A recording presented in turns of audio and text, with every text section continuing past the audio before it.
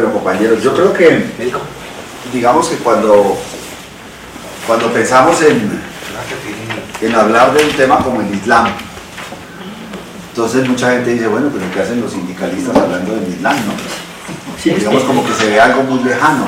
Tradicionalmente, pues el movimiento sindical, por lo menos aquí en la DIAN, nunca habla de esos temas, o traen a alguien experto del exterior. Y nosotros hemos tratado como de estarnos preparando no solo en la realidad nacional, sino en la internacional, y no solo en los temas de la DIAN, ¿sí? Y en esa medida pensamos que pues las aduanas, por lo menos siempre un funcionario aduanero tiene que estar mirando al mundo. Y hoy también un funcionario de fiscalización tributaria, porque está la fiscalización internacional.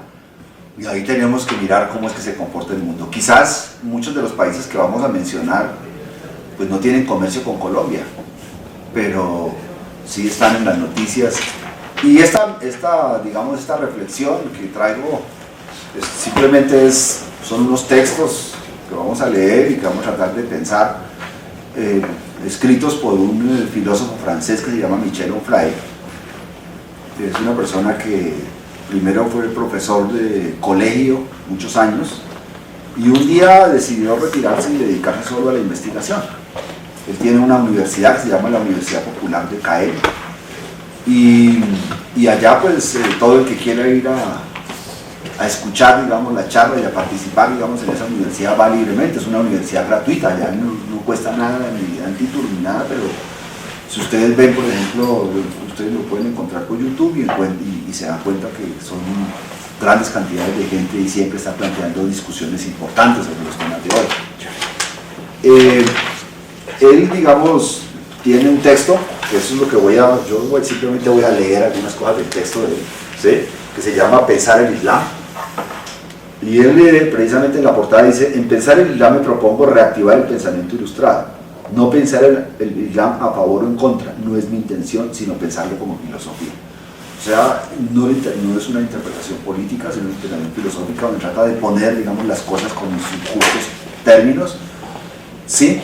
Y dice que él ha hecho un estudio también sobre el tema del Corán y dice que examina los hadiths y consulta biografías del profeta para mostrar que en ese corpus hay materia para lo peor y para lo mejor. Lo peor, que unas minorías actuantes activan mediante la violencia, y lo mejor, que unas mayorías silenciosas practican de forma privada. ¿Cómo debe la República considerar esas dos maneras de ser musulmán? Existen relaciones y puentes entre minorías actuantes y mayorías silenciosas, sabiendo que la historia la hacen las minorías y no las mayorías.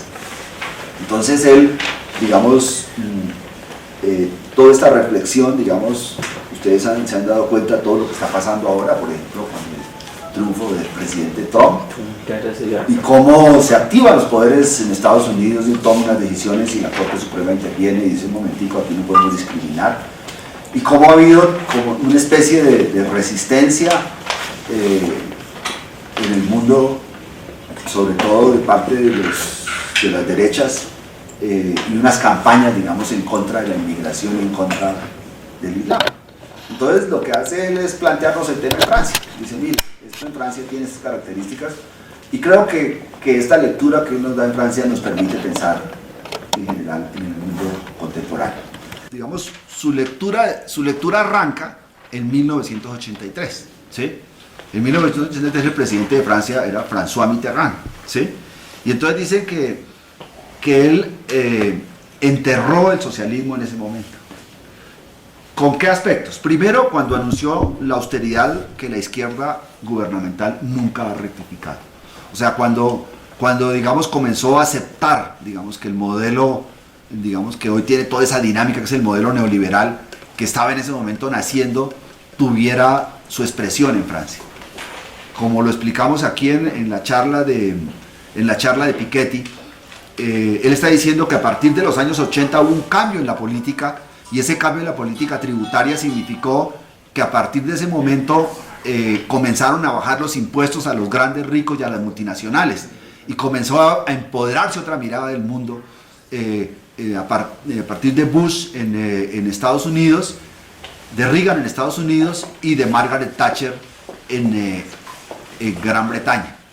Entonces esto pega, digamos, en Francia hay un gobierno socialista que por por principio, digamos, se debe oponer, digamos, a todas estas políticas. Sin embargo, Mitterrand se comienza a acomodar y comienza esta izquierda gubernamental a plantear todo el tema de la austeridad del Estado. Ustedes saben que una de las grandes discusiones que hay en el mundo es que los que plantean que el Estado tiene que ser débil, ¿sí? Que el Estado no puede crecer, que hay que apretarse el cinturón. Acuérdense toda la discusión de la reforma tributaria, ¿sí? En la reforma tributaria hubo distintos debates y distintas miradas. Para algunos, por ejemplo, simplemente se oponían a la reforma tributaria porque querían que el Estado había que reducirlo, y nosotros tenemos un Estado muy pequeño comparado con los estados europeos, que son estados de bienestar social, o que fueron estados de bienestar social, ¿sí? Y entonces ellos dicen, no, aquí no hay que más tributos, no sé qué, apretémonos el cinturón, y es el discurso, el debilitamiento del Estado y el debilitamiento de las políticas sociales. Ese es uno de los discursos que hubo ahí, que digamos que en Colombia lo podemos identificar como un discurso de la derecha que se opuso, digamos, a toda la reforma tributaria, pero con ese argumento. Otros discursos se opusieron con otros argumentos, que es distinto. Pero aquí lo importante es plantear que ese inicio, precisamente, de esa austeridad, significó ya un debilitamiento de lo social, un debilitamiento del modelo, digamos, de las políticas socialistas. Acuérdense que el movimiento socialista tiene como tres vertientes. Uno es el socialismo democrático, que en su origen era Ferdinand Lasalle. Otro era el comunismo, digamos, que es de Marx y Lenin y Engels, ¿sí? Marx y Engels fundamentalmente, después Lenin lo retoma, ¿sí? Y el otro es el pensamiento anarquista, que es el pensamiento libertario, que en su momento, digamos, es Bakunin. Entonces, las tres expresiones del pensamiento socialista, como para plantearlas muy esquemáticamente, están en Lasalle, están en Marx, en Lasalle en el socialismo democrático, en Marx en el comunismo, ¿sí? O socialismo autoritario, y en Proudhon o en Bakunin en todo el pensamiento, digamos, libertario, el pensamiento anarquista. Ahí, digamos, podemos encontrar en resumidas cuentas el pensamiento socialista. Eso hoy tiene otras dinámicas, ¿sí? Porque, digamos, hoy están los ambientalistas, hoy están, digamos, eso ha tenido otras cosas, pero en su momento, en su génesis están ahí, y podemos ubicarlo precisamente desde el pensamiento ilustrado. Segundo, esta decisión ha acelerado la desaparición de la izquierda no marxista, ¿sí? Porque entonces la gente que ve, la gente dice, bueno, pero los socialistas se están comportando igual que la derecha, ¿sí? Están aceptando precisamente las políticas de la derecha, entonces no ven ninguna diferencia, ¿sí? Tercero, ¿sí? Entonces, ¿qué pasa? Los decepcionados, ¿qué dicen? Los decepcionados, echando a los decepcionados en brazos de la izquierda neomarxista, o sea, en una izquierda, digamos, mucho más radical, ¿sí? Porque ya dicen, no, pues si estos socialistas, digamos, no están echando para atrás los procesos de cambio, existía un modelo en Europa, digamos, y también en alguna forma llegó a existir en los Estados Unidos, donde más o menos la sociedad no era tan diferente, esa diferencia entre ricos y pobres no estaba tan clara. Pues indudablemente existían unos grandes millonarios, pero hasta los 80, como lo plantea Piketty, pues la sociedad, digamos, tenía ciertos estándares máximos y mínimos, contando después de la Segunda Guerra Mundial, ¿sí? Pero ahí se transforma el tema, ¿sí? Comienza a transformar el tema, comienza a surgir una nueva política, y entonces la gente se decepciona, y entonces viene la radicalización. Pero también esto generó un auge de otra fuerza, que es las fuerzas de derecha, que es el Frente Nacional, ¿sí? El Frente Nacional hoy se está disputando el gobierno en Francia. Precisamente hoy, en este momento, el debate en Francia está entre Fillon, que es un candidato de la derecha, y el Frente Nacional, que es Marie Le Pen, la hija de Jean-Marie Le Pen, ¿sí? Que es la extrema derecha. Ese es el debate que se está presentando en este momento. Y entonces él muestra cómo esto permitió precisamente un desarrollo del Frente Nacional. ¿Por qué? Porque la gente, en la medida en que no ve que las políticas como intermedias van funcionando, se va a los extremos. Entonces unos cogen para la extrema izquierda y otros cogen para la extrema derecha, pero no, digamos, no se quedan, digamos, en esta situación. Y entonces dice, esta izquierda, ¿sí? Está hablando de la izquierda socialista, desde ese momento está pensando como Bush en política exterior, que eso ya es más adelante. Entonces dice que, ¿cuál era la tradición, digamos, en política exterior del movimiento socialista y de los partidos socialistas en Europa? Pues era una tradición pacifista, porque ellos estaban, pues, golpeados. El golpe de la Segunda Guerra Mundial fue impresionante para ellos, ¿sí? Esa guerra fue una guerra muy distinta a la nuestra, porque fue una guerra que igualó a todo el mundo, ¿sí? Después de la guerra todos quedaron, pues, afectados. Nuestra guerra no. La guerra en Colombia lo que hizo fue crear mayores desigualdades, porque nuestra guerra lo que hizo fue crear procesos de acumulación de tierras en ciertas regiones, crear grandes desplazamientos, más de 7 millones de desplazados, y apropiación de tierra. Es una cosa muy distinta, digamos, como se expresó esa guerra, como por ejemplo nosotros hemos vivido la guerra. Porque mientras allá se igualó la sociedad, y en el caso nuestro, la sociedad, digamos, se crearon más diferencias entre ricos y pobres, se apropiaron ilegalmente unos de la tierra, y mucha gente que era sectores medios en el campo, llegaron a la ciudad como miserables, como desplazados, en condiciones muy tenaces a guerrear, ¿sí?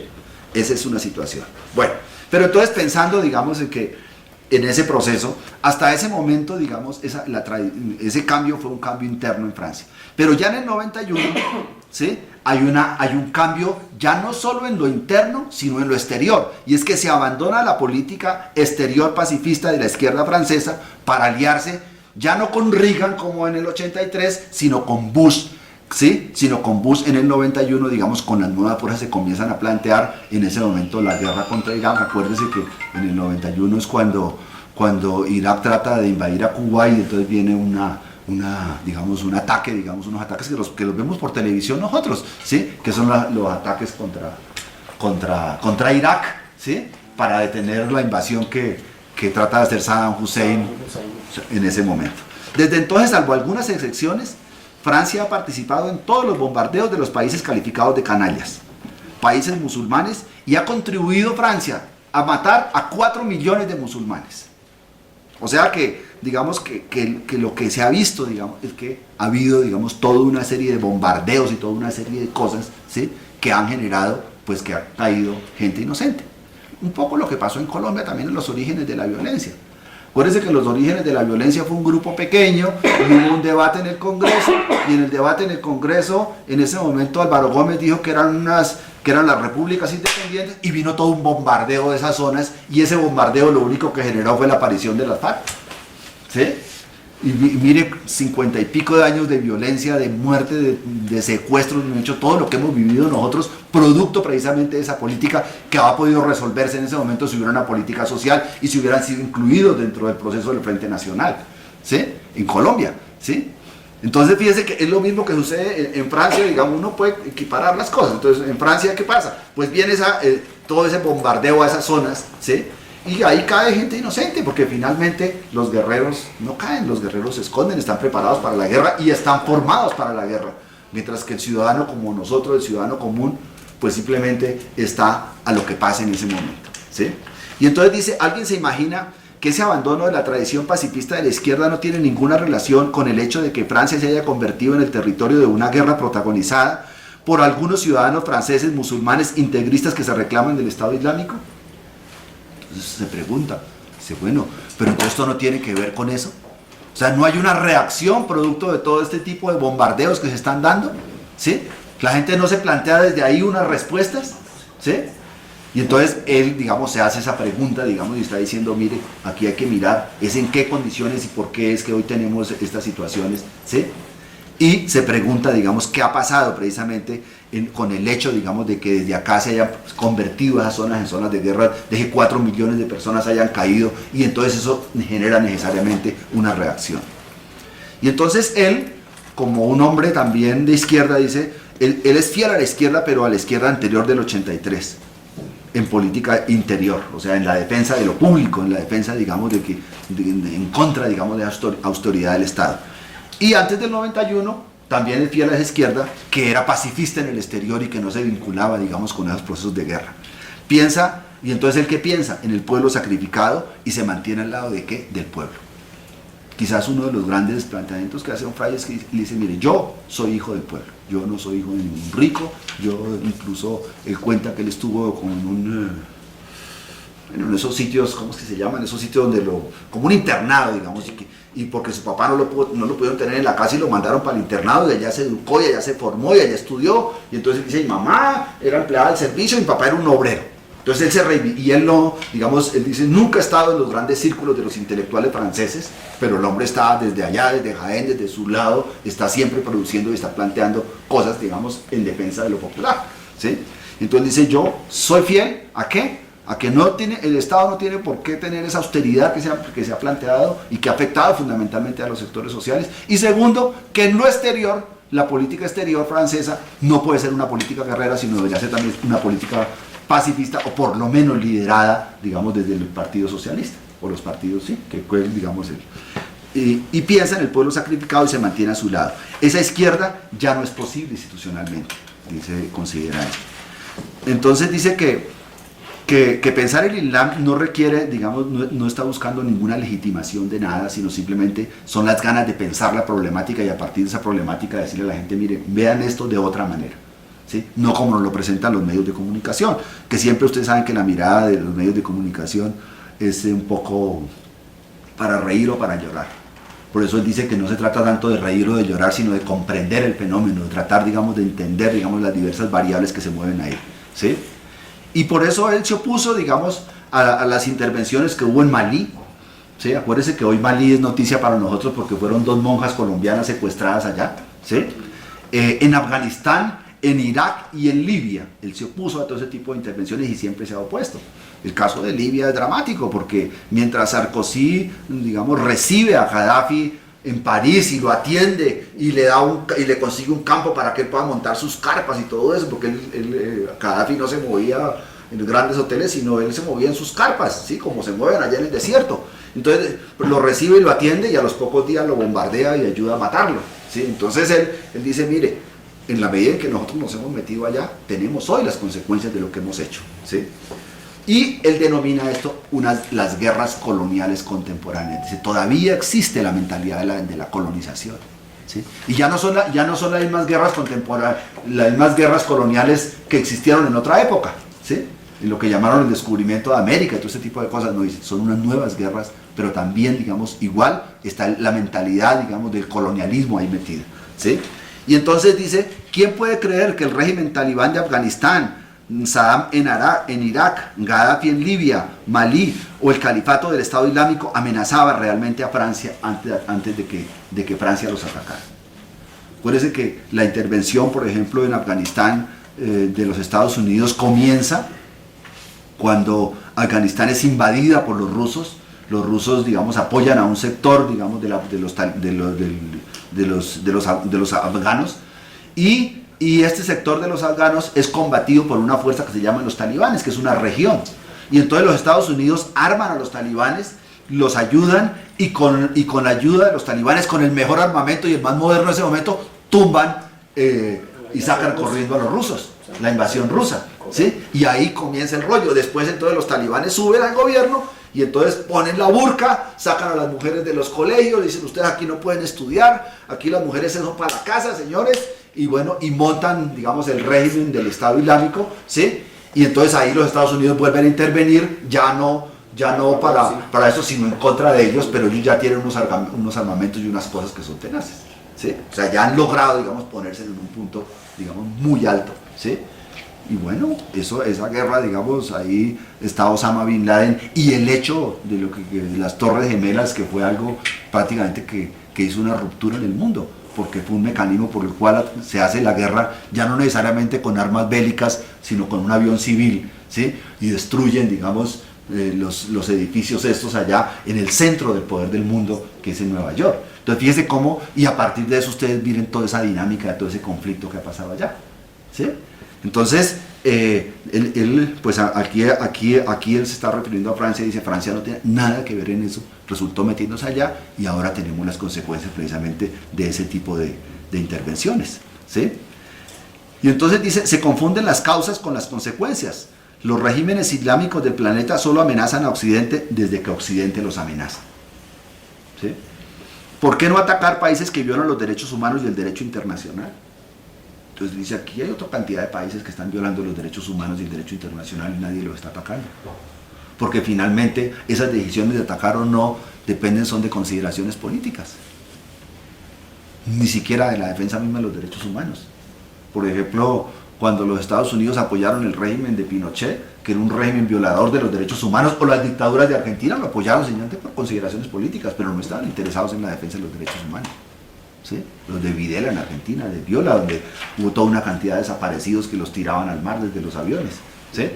Entonces dice, ¿por qué no se ataca a esos países como por ejemplo China o Arabia Saudita, ¿sí? O la misma Irán o Pakistán o Qatar, que son países violadores de los derechos humanos? Corea del Norte. ¿Por qué Corea del Norte? ¿Sí? ¿Por qué no atacan a los países? Entonces dice, digamos, o incluso plantea que los mismos Estados Unidos también violan los derechos humanos con todo el tema de la pena de muerte, ¿sí? Porque precisamente una de las proscripciones que hacen los derechos humanos son la pena de muerte, y ustedes saben que la mayoría de los condenados a pena de muerte son latinos o negros, ¿sí? Y entonces ahí también hay unas cosas extrañas, ¿no? O en el caso de Israel, por ejemplo, que cuántas veces no ha sido condenado por la ONU con todo el tema de los asentamientos con los palestinos. Entonces simplemente él dice, mire, la situación es esa. Y entonces dice, en ese sentido, los derechos humanos se han convertido en un mecanismo para perpetuar el colonialismo. O sea, él reivindica los derechos humanos, pero muestra cómo finalmente con estas acciones que son discriminatorias, ¿sí?, los derechos humanos se han convertido en un mecanismo de perpetuación del modelo colonial, del modelo de dominación colonial, ¿sí? Y entonces dice que es un sofisma plantear que esos ataques son, digamos, de carácter preventivos, que el Islam, digamos, como tal, no oculta su naturaleza belicosa y conquistadora, y que en esa medida la política internacional con el Islam debe ser una política distinta. Porque ellos no ocultan eso, ellos dicen, bueno, nosotros somos así, esta es nuestra mirada del mundo, ¿sí? Entonces, ¿cómo tratamos de construir unas relaciones con ellos? ¿Cómo tratamos de construir una república con ellos?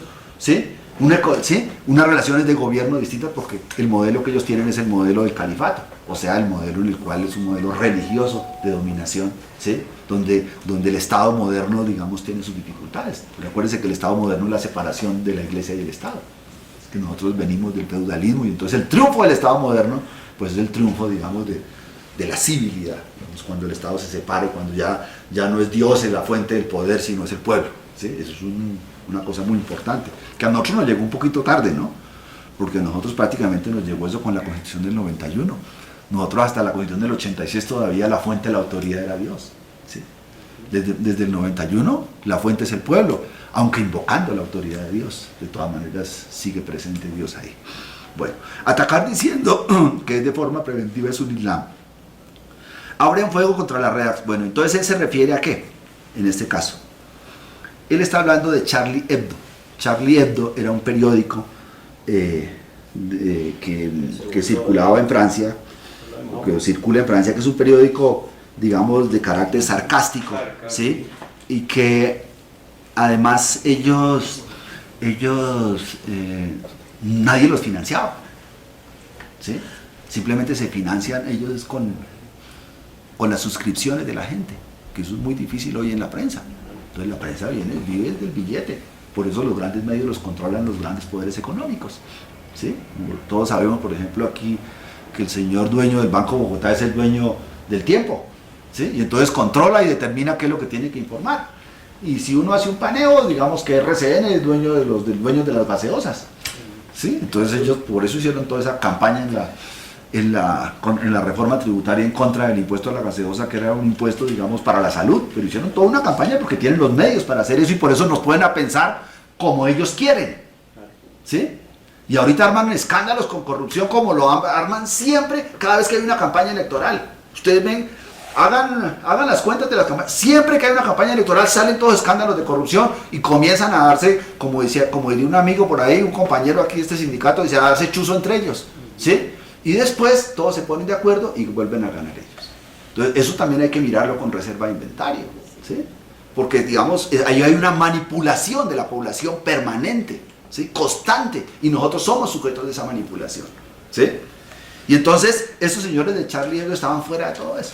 Pero también, así como se burlaban de todo el mundo, se burlaron o hicieron una caricatura de Mahoma, y a raíz de eso tuvieron una amenaza, ¿sí?, de estos yihadistas. Y entonces precisamente es una élite del periodismo, pero una élite del periodismo que se lo ha ganado a pulso, ¿sí? Y entonces viene precisamente el asesinato digamos, de estos periodistas, y entonces la respuesta de Je suis Charlie Hebdo, ¿sí? O sea, yo soy, digamos, donde todo el mundo sale, y entonces dice, mire, ahí la respuesta es una respuesta de compasión, no es una respuesta de análisis. Nadie está mirando lo que está pasando, sino simplemente juega como juega la prensa moderna, a la sensibilidad. a la sensibilidad, como jugó por ejemplo la campaña del no. La campaña del no jugó con cosas como por ejemplo en Colombia, digamos, jugó con cosas como decir, no, pero ¿cómo así que esos tipos que nunca han trabajado ni nada les van a dar un sueldo mínimo? Y no, yo que trabajo, ¿sí? A mí la señora aseadora dice, bueno, yo que trabajo y gano un salario mínimo, me ha tocado durísimo en la vida, y estos tipos que lo único que han hecho es la guerra, entonces ahora les van a dar un salario mínimo, entonces juegan a la sensibilidad, ¿sí? No a la racionalidad, no a comprender el fenómeno, sino simplemente a utilizar argumentos que manejan la sensibilidad y que en un momento dado permiten manipular a la población, ¿sí? Entonces él dice, mire, esto de Charlie Hebdo fue para nosotros como nuestro 11 de septiembre, ¿sí? En el caso de los Estados Unidos. Este fue nuestro 11 de septiembre francés, porque fue el gran golpe, digamos, a la sociedad francesa, una sociedad que de una u otra manera, pues se supone que usted tiene las mejores condiciones de vida y todo eso, pero resulta que ahí al interior también tiene un conflicto muy fuerte, ¿sí? Entonces dice que en Charlie Hebdo el honor de la prensa, digamos digamos, la importancia de eso, digamos, es que era un medio libertario, ¿sí? Un medio que vivía pues de los lectores, un medio que no vivía de la publicidad, ¿sí? Un medio que utilizaba la sátira, ¿sí? Y entonces, y la caricatura, ¿sí? A través de la caricatura, ¿sí? Y que les permitía publicar, o les permite publicar aquello políticamente, digamos, correcto, digamos, que no se puede dar a conocer, o sea, decían lo que no se podía decir, ¿sí? Esa era digamos, la irreverencia, digamos, que tenía, digamos, ese medio de comunicación, ¿sí? Y entonces ellos se burlaban lo mismo de la sotana que de la burka, ¿sí? Y llevaban años amenazados precisamente por esa situación. Y entonces ahí es cuando se da, digamos, ese ataque tan fuerte. Y entonces, ¿quiénes son los que lo hacen? Soldados, guerreros, dice el hombre. Dice, ¿por qué? Porque es toda una operación preparada, ¿sí?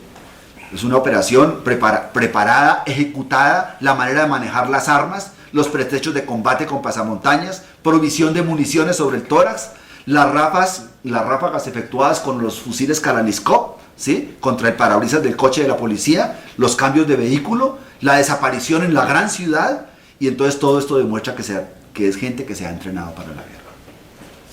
Es un poco, pensémoslo aquí en pequeño, lo que nos pasó aquí en la DIAN.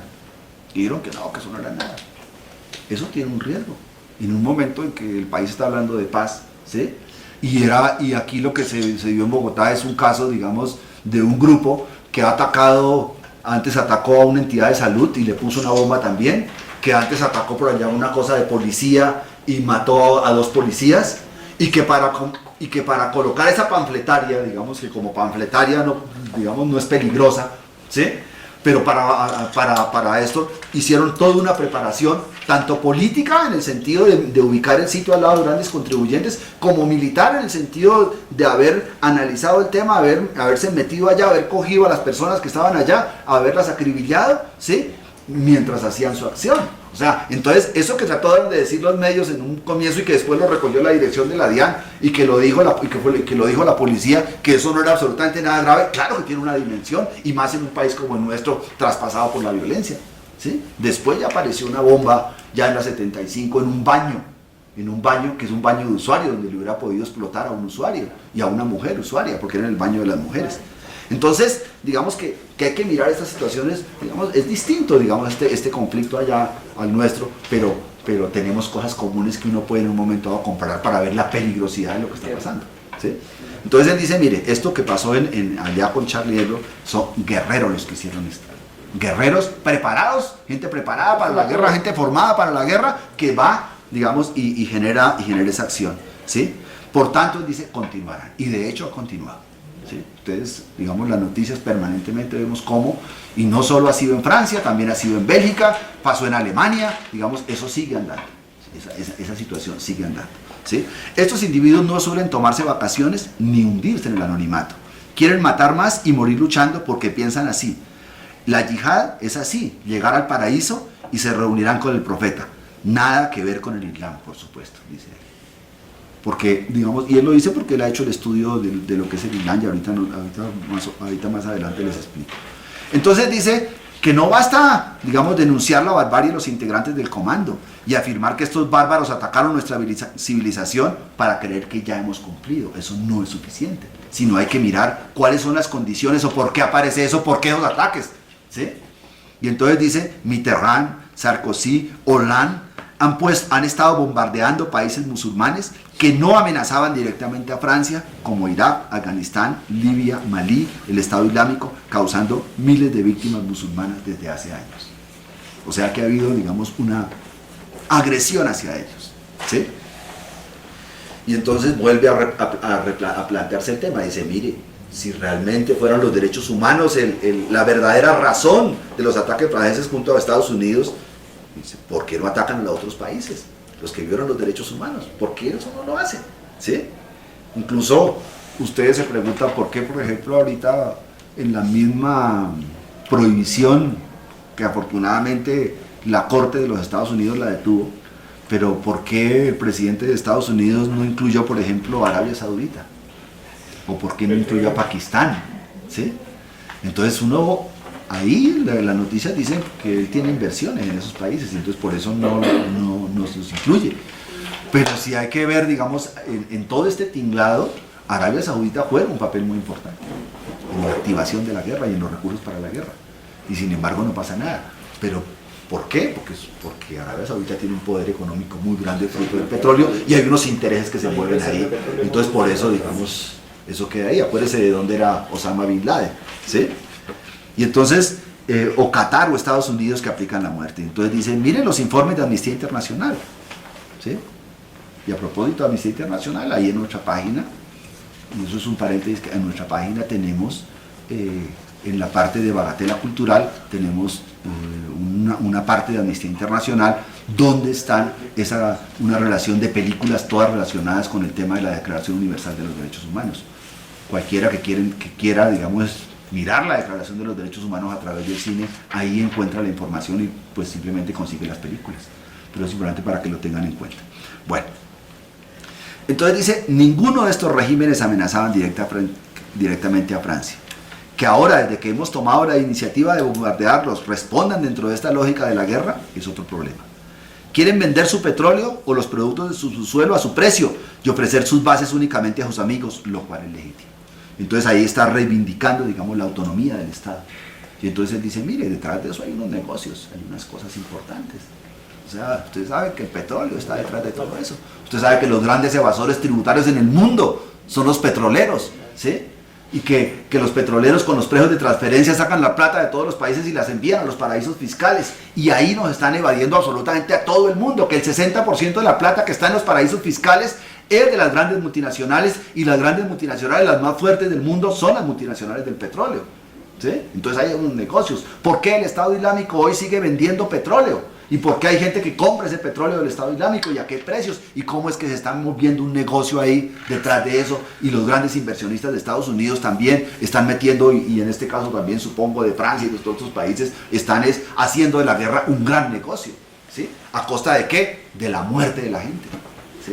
Entonces, digamos, ese es como lo que nos deja de inquietud a nosotros, ¿sí? Entonces ya nosotros ya comenzamos a pensar y a entender ese fenómeno de la guerra ya no tanto como lo que nos muestran a nosotros la prensa, sino entender como los intereses que se están moviendo ahí alrededor de esa situación, ¿sí? Entonces dice, el principio de soberanía precisamente no admite exención. Si usted quiere vender su petróleo en unas mejores condiciones, tiene derecho a hacerlo, no tienen por qué invadirlo por eso, ¿sí? Que fue el caso, digamos, de Irak, ¿sí?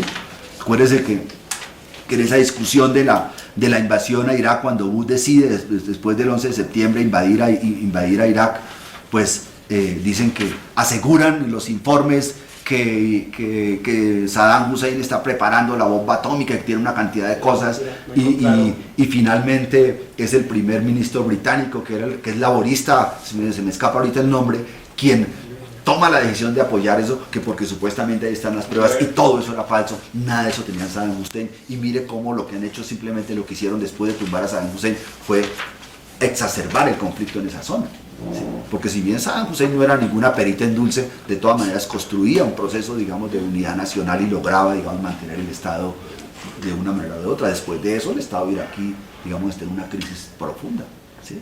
Está una parte dominada por el Estado Islámico, ¿sí? Y lo otro ahí medio hay estados, ¿sí?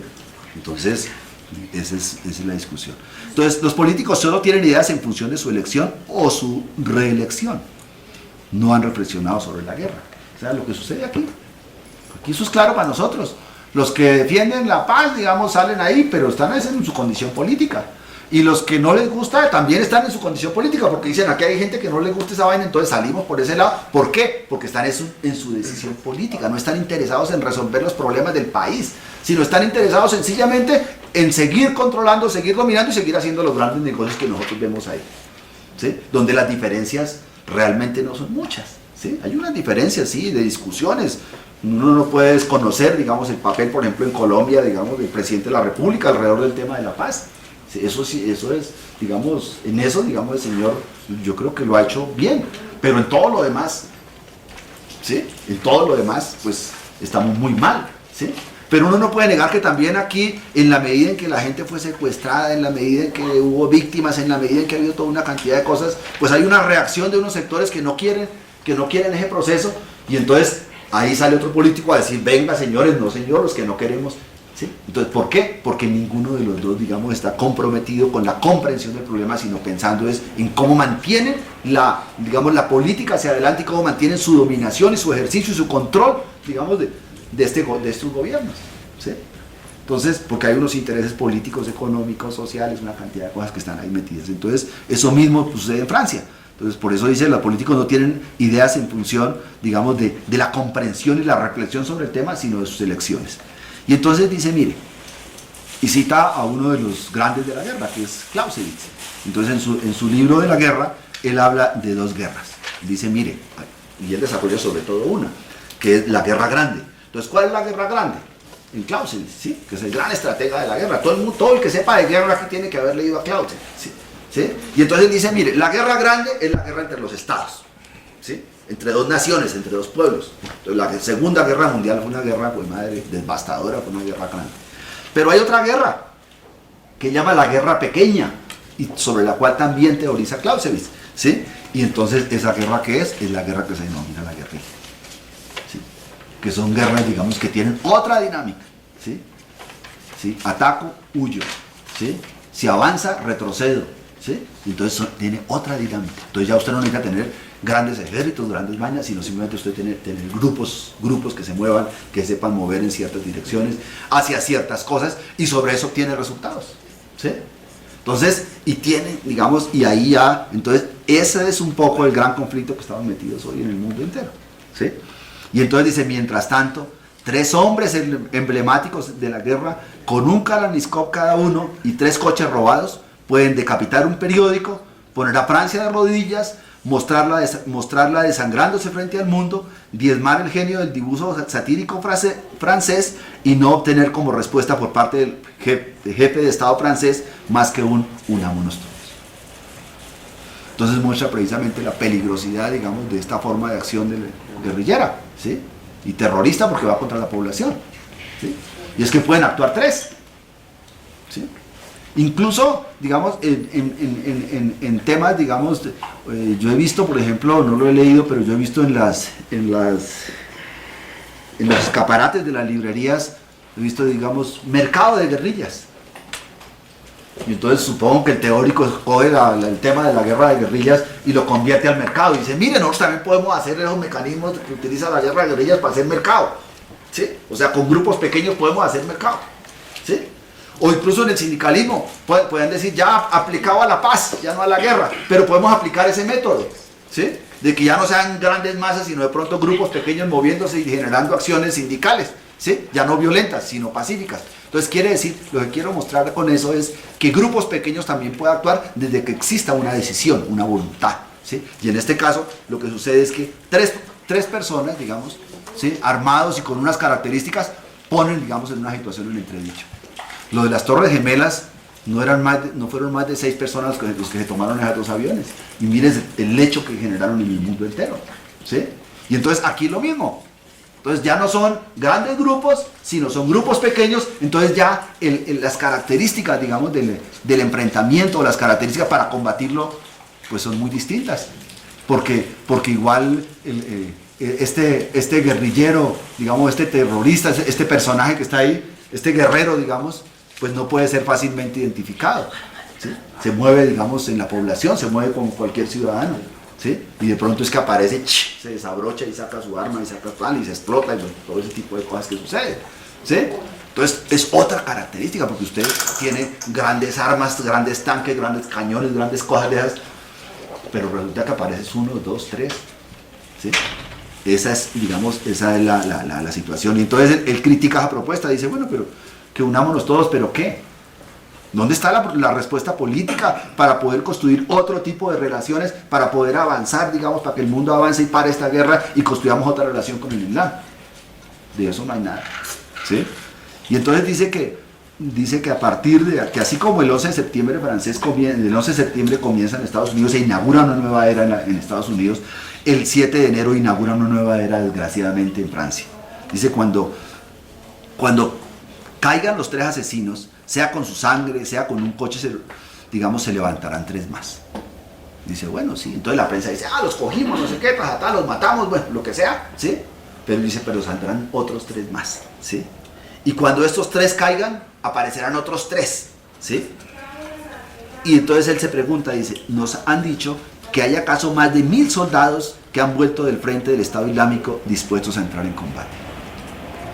O sea que en grupos de 3, si hay 1000, pues eso es peligroso, ¿sí? Y si han vuelto esos 1000 a Europa, ¿sí? Y se mueven por toda Europa, ¿sí? Pues ahí tenemos unas condiciones de un conflicto muy delicado, ¿sí? Entonces la gente a veces dice, por ejemplo, yo siempre pienso todo eso en Colombia porque uno tiene esa costumbre, los colombianos, yo no sé, todo el mundo, de aterrizarlo en su país, ¿no? Y entonces uno dice, bueno, y entonces aquí hay gente que no le parece importante que 6.500 soldados de las FARC, pues, estén en un proceso de paz. Dice, uy, no, es que eso no era nada. Pero mire su capacidad de acción, que tenían en jaque a 500.000 soldados, o tenían trabajando a 500.000 soldados. En Colombia somos el segundo ejército más grande de América Latina después del brasilero, ¿sí? De Sudamérica después del brasilero, ¿sí? Y entonces 6.000, si aquí estamos hablando de 1.000 y cada 3 pueden hacer, ¿qué sucede cuando tenemos 6.500? Muy peligroso, ¿sí? Ahora con el tema del proceso de paz del ELN, que ojalá sea exitoso, ¿sí? Ahí están hablando de 1.500 y dicen que eso es poquito, pero mire, este está hablando en Francia de 1.000. Entonces fijémonos que siempre, digamos, que existen estas formas, digamos, de acción, que son formas distintas a la guerra grande, que es la guerra pequeña, tienen unas dinámicas y pueden desarrollarse y pueden causar profundo daño. De allí que sea necesario seguir abanderando la tarea de la paz, digamos, seguir negando la guerra, seguir luchando, digamos, porque se construyan relaciones, digamos, no violentas, no solo en Francia, como lo está planteando Michel Onfray, sino en Colombia y en general en el mundo entero. Y esa pues tiene que ser una tarea del movimiento sindical, de los sindicalistas, no solo los colombianos, sino los franceses, los europeos, los del mundo entero, porque nosotros siempre hemos sido finalmente las víctimas, ¿no? Los trabajadores, somos los que caemos ahí. ¿Sí? Porque eso es desde Vietnam venía eso. Desde Vietnam. Con era guerra de guerrillas y con base en grupos pequeños sacaron a Estados Unidos de Vietnam. Claro. Entonces, bueno, ahí yo no he visto esa película, pero le voy a referenciar, hay que verla, de pronto la presentamos acá. Él dice que recomienda la película El Odio, es una película de Mathieu Kassovsky. No la conozco. De pronto nuestro experto en cine, aquí tenemos hartos expertos en cine y hartos que nos gusta, pero el más experto de todos no está hoy en la charla, está trabajando, por ahí entró ahorita y salió, pero de pronto vamos a ver si la traemos para que miremos un poco precisamente toda esta discusión, ¿no? ¿Sí? Y bueno, y él dice, bueno, ¿y hacia adelante entonces qué? ¿Cómo es que se construye un nuevo Estado? ¿Cómo es que se va a incorporar? Francia en este momento tiene millones de musulmanes, ¿sí? Y en su vida, digamos, claro, por eso es que estaba diciendo, porque es que precisamente estos 1000 que regresaron son franceses, o son europeos, digamos, ¿sí? No son extraños, sino solo Francia, Bélgica, ¿sí? Yo conocí una señora que vive en uno de los barrios que aislaron en Bélgica cuando sucedieron los atentados allá, y ella me decía, mire, cuando yo era pequeña, es una señora ya veterana, que tenía unos 70 años, entonces ella me decía, cuando yo era pequeña, ese barrio era un barrio solo de franceses. Hoy es un barrio de mayoría musulmana, los franceses somos poquitos, bueno, los belgas, perdón, y es un barrio en Bruselas, o sea que eso ha generado una transformación poblacional. Entonces eso significa que tiene que haber un mecanismo, digamos, para poder integrar una sociedad nueva que está planteándose, porque Michel Onfray en otras discusiones plantea, digamos, dice que también hay una crisis de las civilizaciones, ¿sí? Y que aquí, en esta crisis de las civilizaciones, hoy el cristianismo no da respuesta. Y no está, digamos, y que está en franca caída el cristianismo, hablando de cristianismo en términos generales, ¿no? No solo católicos, protestantes, ortodoxos. Y él muestra eso. Y él dice, ante esa crisis, el Islam, por el contrario, tiene una fortaleza tenaz, ¿sí? Y está actuando. Y él dice, y de todas maneras el cristianismo también ha sido lo mismo, porque el cristianismo también fue guerrero. Y el cristianismo también hizo invasiones y también mató gente, ¿sí? Lo que pasa es que hoy no tiene cómo, entonces hoy como no tiene ejércitos, pues entonces defiende la paz, ¿sí? Pero es tan preocupante que el mismo Papa ha hecho reuniones con todas las iglesias, incluso con los ortodoxos que hacía más de 1000 años no se reunían, se reunieron por primera vez, porque hay una crisis de la civilización. Y entonces ahí, digamos, Onfray rescata un libro, digamos, que es visto con reserva de inventario por parte de la izquierda, que llama El choque de las civilizaciones, porque dice, aquí hay un choque de civilizaciones, es la realidad que hay un choque de civilizaciones con los musulmanes, ¿sí? Y entonces ellos, con su nueva fortaleza, están buscando avanzar. ¿Y cómo es que nosotros vamos a darle una respuesta? ¿La respuesta es la guerra? ¿O tiene que haber otra respuesta? ¿O cómo es que se construye un modelo de Estado, ¿sí? Con los musulmanes, un modelo de Estado que sea republicano, que respete las reglas de los republicanos y que no sea necesariamente el califato, ¿sí? Y él dice, es por ahí que tenemos que trabajar y no solamente por el enfrentamiento bélico. Y otra ¿sí? cosa es que, digamos, en Europa o en muchos países desarrollados, la gente llega, la población adulta o vieja llega a ser mayor que la misma joven. Es decir, se demoran, diferente a América Latina, se demoran mucho en tener hijos. Entonces, mientras que de pronto los árabes no. Entonces esa es la dificultad que están viendo, porque son países desarrollados donde la gente como después de los 30 vienen a tener hijos, mientras que ellos empiezan desde los 15, 20. Entonces pues la población está de la europea frente a la árabe está como en desigualdad. Entonces pues ese es uno de los problemas también que Francia tiene que verse enfrentada a una población a una población que se está extendiendo en su territorio. Sí, realmente hoy en día los países desarrollados necesitan la migración. Eso no es por joder, necesitan la migración. Porque el crecimiento poblacional, como usted lo dice, ya no tiene las dinámicas de los crecimientos de otro tiempo.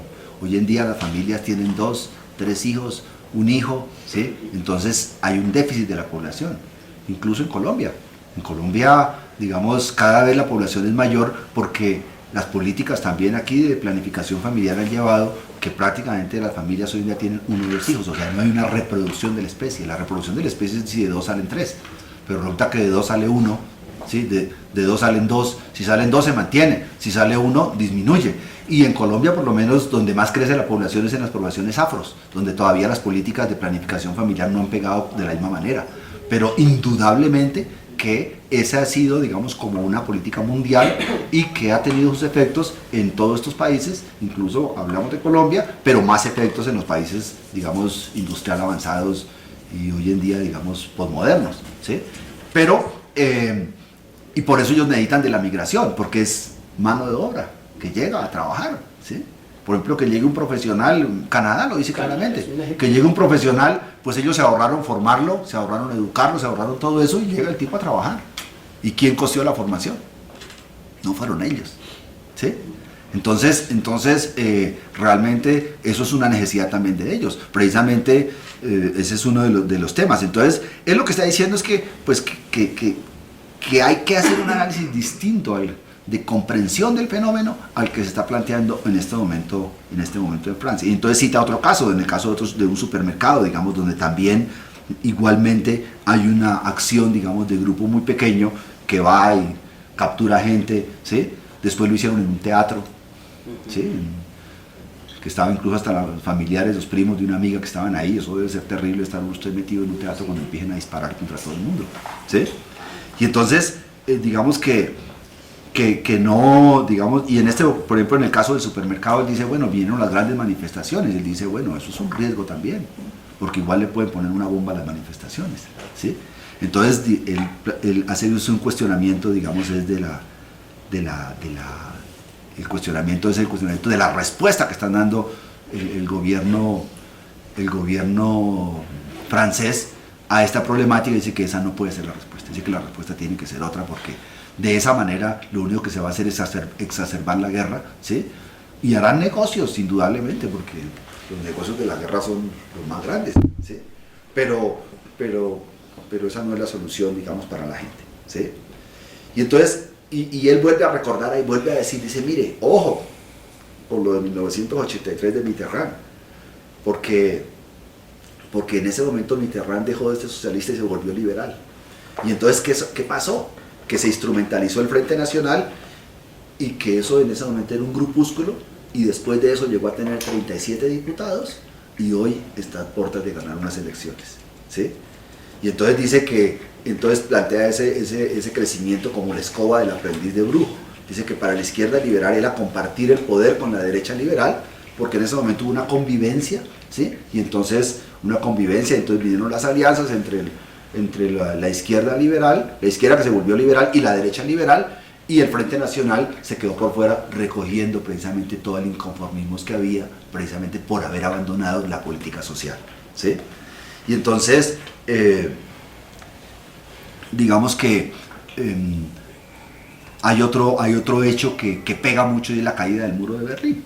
Entonces, con la caída del muro de Berlín, pues ahí sí, mejor dicho, la izquierda, digamos, más radical, o la izquierda que está gobernando en lo que se llama el socialismo real, pues pierde, y ahí se pierden todos los contrapesos en los años 80, ¿sí? Y entonces, indudablemente, implica un auge del neoliberalismo. Eso, pues, yo no sé, de ustedes que, por ejemplo, leyeron no sé si leerían el libro que yo escribí, que le regalamos a todos los afiliados, y ahí se plantea precisamente ese tema, ¿sí? De cómo, cuáles son las condiciones en las cuales se da, digamos, la emergencia del neoliberalismo, y es precisamente sobre la caída, digamos, del socialismo, pero también, como lo plantea aquí en este caso Michel Onfray, no solo por la caída del socialismo, sino también porque el socialismo toma otra dirección, y es la dirección, digamos, del liberalismo, ¿sí? Y entonces ahí viene todo el auge del neoliberalismo, que hoy lo tenemos en su máxima expresión, y que lo único que genera generado, pues, es más pobreza por todos lados, ¿sí? Y él dice que, de todas maneras, esos bombardeos, pues, han generado una reacción musulmana, porque los musulmanes tienen una cosa muy grande que se llama la UMA. Y la UMA, digamos, es como la desterritorialización. Ellos están desterritorializados. Donde están, ellos son musulmanes, ¿sí? Entonces uno los ve, los ve uno, y ellos llegan, pero llegan con su cultura, ¿sí? Con su cultura, con toda, digamos, su mirada del mundo, ¿sí? Y desarrollan su cultura, y de una u otra manera se apoyan y se solidarizan a partir de esa reflexión que ellos tienen, que llaman la UMA. Y entonces él dice, ojo con eso también, porque hay una desterritorialización de los musulmanes.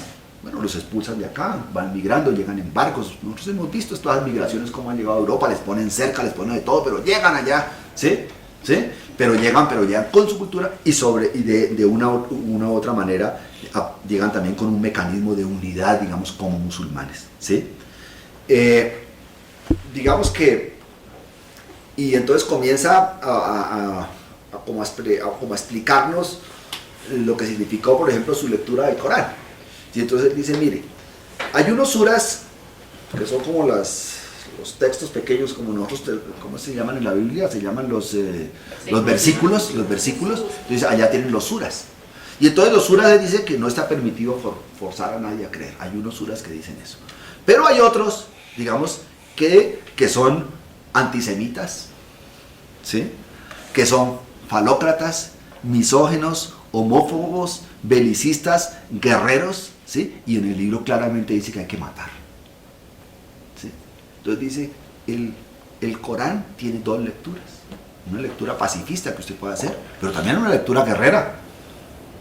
Y donde Mahoma muestra, digamos, todas las ejecuciones que él hace. Y y lo va ejecutando de una, ¿sí? Y la tortura, y reivindica la tortura, y dice, hay que torturar a ese para que nos diga dónde está, ¿sí? Y entonces dice, ahí están las dos miradas. Y él lo compara con la Biblia y dice, la Biblia es similar.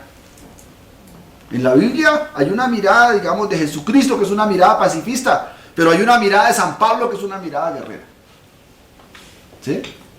Y entonces dice, eso también hay que mirarlo. Porque si nosotros pensamos que el Corán entonces solamente la guerra, pues estamos perdidos. Pero si vemos que en el Corán hay otras lecturas, podemos trabajar alrededor de esas lecturas para construir unas nuevas relaciones con el Corán, ¿sí? Y con los musulmanes. Ya no a partir solo de la violencia, sino a partir de la paz, ¿sí? Y entonces dice que hay un innegable retorno de lo religioso que ha adoptado en Occidente la forma del Islam. Este retorno hay que pensarlo con el espíritu de Spinoza, que es un espíritu libre de pasiones, sin odio, sin veneración, sin desprecio, sin ceguera, sin condena previa, sin amor a priori, con el simple afán de comprender. Entonces dice, ese retorno del Islam, digamos, nosotros tenemos que analizarlo un poco para entender, ¿sí?, la importancia de poder convivir como sociedades en un momento en que hay un choque entre las civilizaciones, ¿sí? Y entonces las civilizaciones tienen que aprender a convivir, ¿sí? Y entonces si hemos avanzado en la técnica y en la ciencia y en todo eso, ¿cómo lo expresamos nosotros también en la religiosidad? Porque él dice, hay un texto donde él dice que, mire, nosotros siempre hemos creído, y a partir del marxismo creíamos que era solamente el tema económico, ¿sí? Y que los gobiernos solo se fundamentaban pues en la política y la economía. Dice, pero eso no es cierto.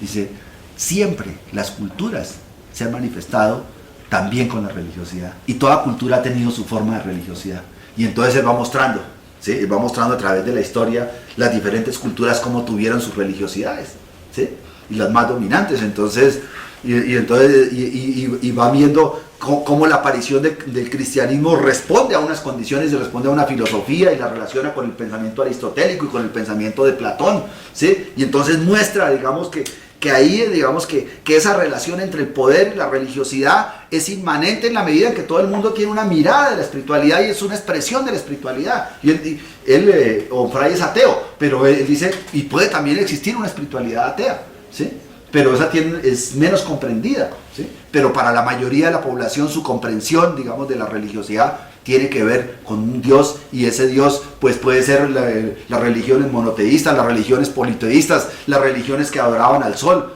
Zoroastro, Zorobabel. Acuérdense que uno precisamente de lo que estaban haciendo el Estado Islámico en Irak fue precisamente cuando llegan a esa zona donde están esas religiones y le dicen o se convierten o paila, y no hay ninguna más alternativa. Bueno, sí hay una alternativa y es pagar impuestos, ¿sí?, pero tienen que pagar impuestos más altos que todo el mundo. Entonces le permiten vivir, mantener su religión, pero tienen que pagar tributos, y tributos más altos. O sea que solo pueden vivir los que tienen plata, porque el que no tiene plata, olvídese, o se convierte, ¿sí?, o no tiene alternativa, ¿sí? Entonces esa reflexión que él hace en torno a esa relación entre el poder y la religiosidad, pues nos saca a nosotros un poco de esa mirada que siempre hemos tenido, de que el poder y la economía. Dice, no señor, ahí siempre hay una religiosidad. Pues claro, va mucho más allá, porque nosotros pues lo pensamos es simplemente con relación a nuestra historia patria, y nuestra historia patria pues tiene un carácter muy particular. Pero entonces ahí él está haciendo un análisis del mundo entero, un análisis global, y mostrando los diferentes países en los cuales de una u otra manera ha triunfado digamos, ha habido unos ejercicios de poder, ¿sí?, y esos ejercicios del poder a través del tiempo pues han tenido unas expresiones religiosas, ¿sí? Yo voy a leer algunas cosas acá que me parece que son importantes, digamos, para que entendamos un poco esta discusión religiosa que pues me parece que no es necesario profundizarla, porque digamos no creo que nos dé, digamos, el tema a nosotros para profundizar el tema religioso, porque nosotros somos una sociedad, digamos, muy metida en la religión, y eso implicaría otro seminario que es otro texto de Michel Onfray que se llama Tratado de Teología, que no lo quiero citar en este momento. Pero lo que simplemente yo creo que lo que vale en esta discusión, me parece, es lo que he dicho, mostrar esa relación entre la religiosidad o la espiritualidad y el poder. Siempre han estado unidos, ¿sí?, independientemente, siempre han estado unidos, ¿sí?, de una u otra manera, ¿sí? Ayer, y ustedes, pues nosotros en nuestra historia lo hemos visto con toda la claridad, ¿no? No hay poder político sin poder religioso. La Constitución del 81, que es la que más tiempo ha durado, que duró más de 100 años, ¿sí?, fue una constitución fundamentalmente religiosa. Y ese fue un pacto religioso entre el poder político y el poder religioso, ¿sí? Y fíjese que es la que más ha durado en este país. Entonces eso nos pone, digamos, en una situación pues, donde nos muestra, digamos, esa relación, digamos, entre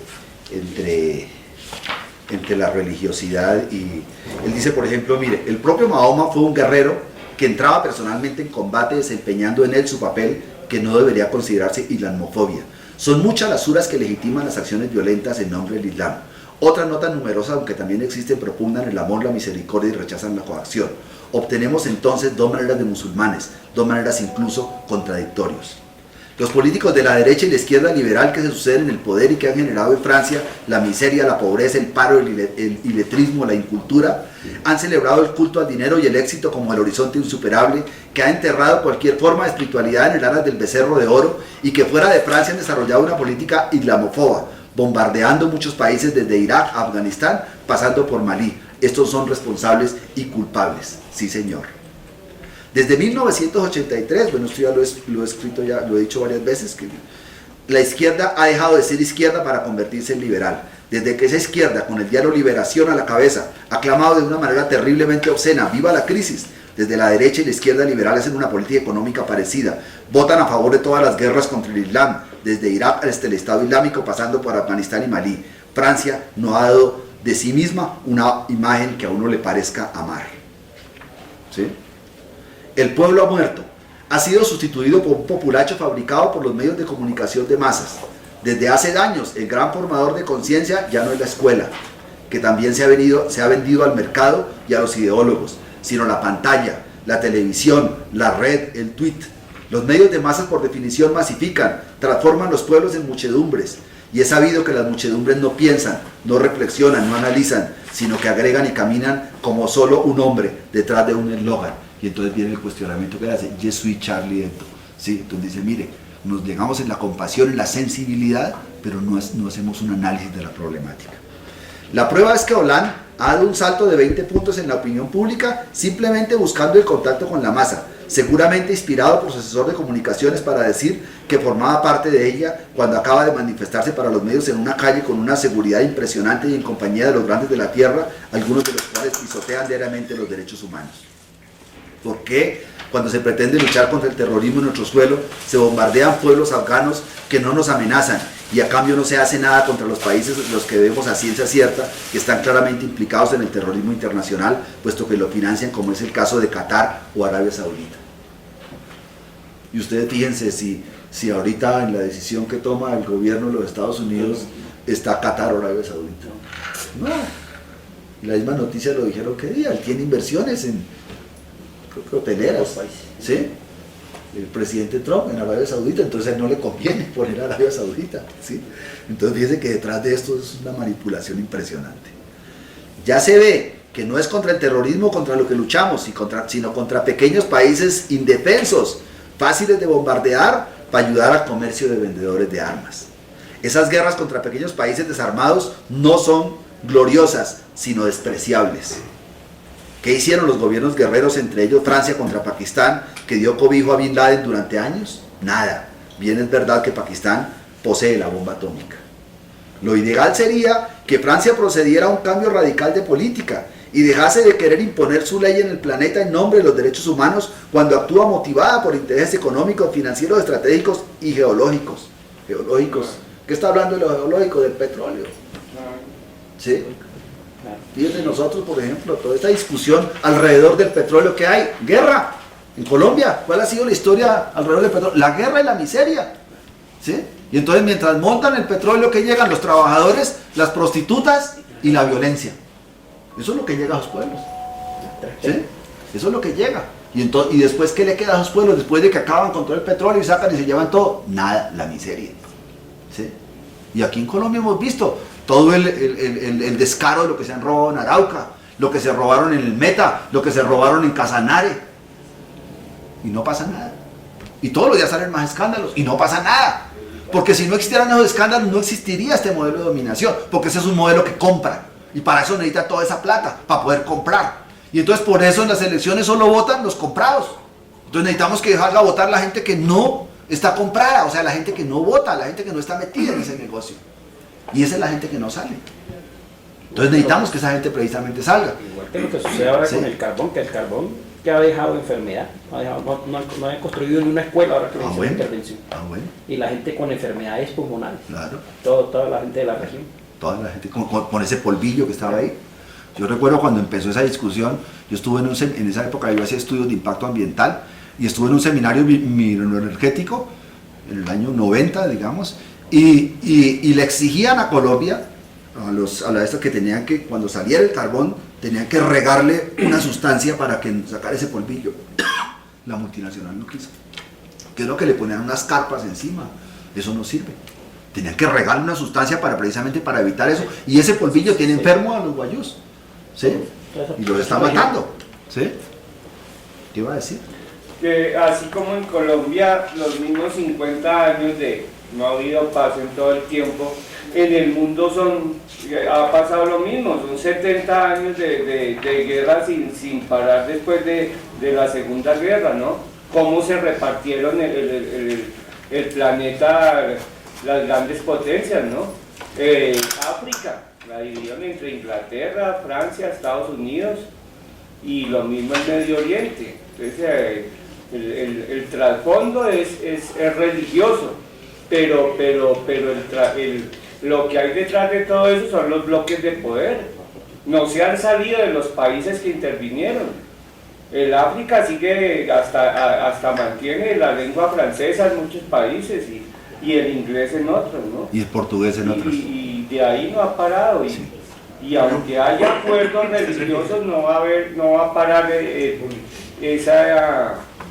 esa violencia por parte de más que todo el Islam, ¿no? No, y sobre todo que en África, como las fronteras fueron artificiales, no responden a los pueblos africanos. Entonces pasó como aquí con los guayús, quedaron separados muchos pueblos. Y entonces eso ha dificultado también el proceso de unidad nacional, porque en la medida en que son de pueblos distintos, pues hay conflictos internos. ¿Sí? Ese es un tema que está vivo en toda el África. Las fronteras no responden al desarrollo cultural y a la historia del propio África, sino responden a la historia después del colonialismo. La cultural la bloquearon las potencias. Bueno, dice, mire, ha llegado la hora para un Estado débil como el nuestro de renunciar al imperialismo planetario, construir una neutralidad que nos obligue a implicarnos militarmente solo cuando esté amenazada la seguridad de la nación, siempre tras un referéndum. Hasta que agredimos a Irak en 1991, estos pueblos no nos amenazaban. En cambio, los diferentes presidentes de Estados Unidos necesitaban convertir esos pueblos en enemigos amenazadores de su seguridad para dar salida a sus armas. Baste recordar la terrible mentira de Estados Unidos, de Colin Powell, cuando mostró en la tribuna de la ONU en 2003 un tubo de ensayo en el que supuestamente se concentraban las pruebas de que Saddam Hussein poseía armas químicas de destrucción masiva. Hay dos formas de ser musulmán, según que uno construya su islam sobre las suras que dice: exterminad los incrédulos hasta el último de ellos, o sobre estas palabras extraídas de la Sira: todo judío que os caiga en las manos, matadlo, matad a los politeístas donde quiera que los encontréis, o sobre estas otras: no está permitido forzar a nadie a creer, o bien el que salva a un solo hombre debe ser considerado como si hubiera salvado a todos los hombres. Recordemos de paso que esta misma invitación a los mismos términos la tienen los judíos. Los segundos pueden en efecto decir del Islam que es una religión de paz, de tolerancia y de amor, pero en detrimento de los suras de los primeros, que sí hace imposible un Islam de guerra, de intolerancia y de odio. Lo mismo ocurre con el cristianismo, que permite, si uno se reclama de Jesús que ofrece la otra mejilla, perdona los pecados, responde al odio con el amor, propugna el amor al prójimo y el perdón de los pecados, un cristianismo pacífico, tolerante, el de Montaigne. O el que permite lo contrario, si uno se reclama de los mismos evangelios de Jesús que expulsan a los mercaderes del templo a latigazos, el momento de los evangelios preferidos por Hitler. O dice: no he venido a traer paz sino la espada, Mateo 10. Una espada que se convertirá en el símbolo de San Pablo, con el cual el cristianismo oficial ha construido su ideología, más que con Jesús de paz, de tolerancia y de amor, que jamás habría hecho posible las cruzadas, la Inquisición, el índice, la colonización y el genocidio de los pueblos de América. Acordémonos cómo fue la colonización. La colonización fue sobre la base de la religión, ¿sí? Y aquí era lo mismo. Aquí usted llegaba, llegaron al indígena, lo convertían o lo mataban. Y entonces vino todo el sincretismo religioso, ¿sí? Y entonces los indígenas mantenían su religiosidad aparente, pero en el fondo tenían otra. Lo mismo sucedió con los africanos. Los afros ¿sí? tenían Y entonces vino, por lo menos en Colombia, el se obedece pero no se cumple. ¿sí? Y entonces todo este tipo de cosas pues están vivas ahí porque es la resistencia de la gente ante la violencia. ¿sí? Pero también es mostrar cómo la colonización fue un acto no solo económico y político, sino fue también fundamentalmente un acto religioso. ¿sí? Y hoy somos profundamente católicos. ¿sí? Precisamente el gran poder de la religión católica llevó a que tengamos un papa católico, porque el gran poder del catolicismo está hoy en Sudamérica y en toda Latinoamérica fundamentalmente, más incluso que en la propia Europa, ¿sí? que tiene precisamente otras características. Dice, la asimilación de toda persona de color o de aspecto magrebí con un delincuente, con un terrorista islámico en potencia es el toque final. Entonces nadamos en una confusión que impide el análisis fino y la reflexión sutil. El delito de las caras es por desgracia el que se impone. ¿sí? Aquí pasa lo mismo con los pobres. Entonces, uy, ese man qué peligro con esa cara que tiene. ¿sí? Eso es lo que dice la gente, ¿sí? Y entonces, y el delito de cuello blanco. ¿sí? Porque es que los millones no se los roba ese man de cara fea. El delito de cuello blanco se lo roban personas tipos apuestos, ¿sí? Mujeres bonitas, ¿sí? son los grandes delincuentes de cuello blanco, personas prestigiosas, ¿sí? Son los grandes delincuentes de cuello blanco. Y son los que se roban la gran plata del país, ¿sí? Y son los que llevan la plata a las guaridas fiscales, a los paraísos fiscales. Y de esos, ¡ay, no, imagínese tal! Y entonces y nunca pasa nada. Viene el escándalo, 3 días, no sé qué, después todo el mundo se olvida y el doctor. Además, es más, hay una solidaridad muchas veces, pobrecito, ¿sí? Entonces, pero al otro sí, ese pobre que tiene cara de malo, cásquenlo, hijo de madre, ¿sí? Métale 10 años, háganle no sé qué, ¿sí? Pero ese tipo es como un cascarero, como dicen por ahí, ¿sí? Pero realmente aquí tenemos una gran delincuencia de cuello blanco, pero grande, o sea, harta, innumerable, ¿sí? Y entonces eso que para nosotros es así se traduce ya de otra manera, que si usted lo ven de aspecto árabe, de aspecto magrebí, entonces ya lo consideran un terrorista, alguien en potencia, alguien peligroso, ¿sí? Y eso se está expresando y es muy complicado porque es que sobre esa base entonces está surgiendo una extrema derecha, ¿sí? Que es total, digamos que recoge, digamos, todos esos principios homofóbicos, todos esos principios, digamos, contra toda diversidad, ¿sí? Y que está recogiendo esa política, ¿sí? Entonces, la laicidad es un concepto vivo y no un dogma muerto, y por tanto hay que pensarlo en forma contextualizada. Están los hechos contra los cuales no podemos nada. Por ejemplo, que en Francia existe una comunidad musulmana exponencial. Esto hay que tenerlo en cuenta. No se trata en absoluto sobre pretexto de la gran sustitución, de devolver a su casa a una persona que ya está en su casa, sea porque ha nacido aquí, sea porque sus padres han nacido en Francia, o sea porque convertidos recientemente al Islam pueden presumir ser franceses desde hace 1000 años. Me opongo a toda política de expulsión, ni que sea homeopática y mediática, y más aún a expulsiones en masa que son el signo de identidad de los países totalitarios. ¿Sí? Por lo tanto, hay que acomodarse a la realidad, y la realidad son varios millones de musulmanes que viven en Francia. Si uno es ideólogo en materia de laicidad, recita el catecismo. Aquí no se financia ningún culto. Consecuencia de semejante ideología, los cultos serán financiados por los países extranjeros que tienen interés en hacer del Islam una religión de combate contra Occidente. Las mezquitas no se construirán con dinero público, de acuerdo. Se mantendrá la pura idea laica, sin que importen las consecuencias, pero las mezquitas existirán de todas formas y se convertirán en lugares de propaganda antirrepublicana. Y si uno rechaza y recusa la ideología, la república tiene que acomodarse a esa realidad prescindiendo de fantasmas y promover un Islam republicano que apoye los suras pacifistas. En tal caso, hay que reformar a los imanes, vigilar los lugares de culto para que no sean lugares de propaganda terrorista y de esta forma luchar de verdad contra los que solo creen en los suras belicosos. Estoy en contra de todas las crueldades, incluidas las que se cometan en nombre de una religión, sea cual sea. Y no me hará usted defender la Inquisición, ni las cruzadas, ni la guillotina, ni las guerras. Mi ateísmo tampoco me lleva a absorber los crímenes cometidos en nombre del ateísmo. Todas las comparaciones son odiosas, pero no puedo negar que el Islam en Europa es una religión que está en auge. Dispone de lo que Nietzsche llamaba la gran salud, como acabo de decir. Puede en efecto reivindicar un gran número de fieles en todo el mundo, un ejército de hombres y mujeres dispuestos a combatir y a morir por ella, lo cual constituye un dinamismo evidente. El problema ya no es pues el cristianismo, sino lo que Europa, que está en fase de desmoronamiento tras más de 1000 años de existencia, va a hacer con esa guerra declarada contra ella en nombre de unos valores distintos de los suyos. La islamofobia, de la que ya he hablado, no es tema, salvo que a uno le interese la etimología. El terrorismo pretende inspirar miedo, es una de sus armas. ¿Quién puede decir que no tiene miedo a perder la vida en un atentado, en un tren de cercanías o en un avión, en la calle o en una manifestación, al pasar delante de una sinagoga o por encontrarse en el lugar de un atentado terrorista, cuando ese terror forma parte de una promesa dirigida contra nosotros y es realmente activado?